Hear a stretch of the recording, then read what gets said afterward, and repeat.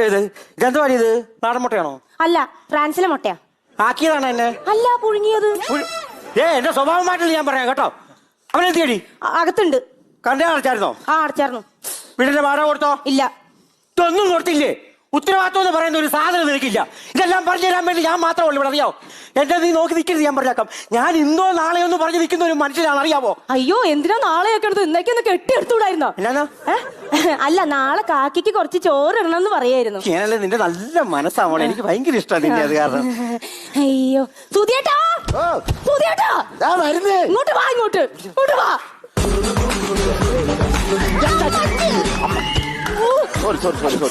എന്നാടി ആ അമ്മാവന്റെ സ്വഭാവം എനിക്ക് തീരെ പിടിക്കുന്നില്ലോട്ടോ. ഞാൻ എന്ത് ചെയ്താലും കുറ്റം. ദോശ ഉണ്ടാക്കിയ കുറ്റം, സാമ്പാർ ഉണ്ടാക്കിയ വരെ കുറ്റം. പയ്യെ പറ സാമ്പാർ ഉണ്ടാക്കിയ വരെ കുറ്റം. ഈ സാമ്പാർ ഉണ്ടാക്കിയാ മതി, ക്യാമറ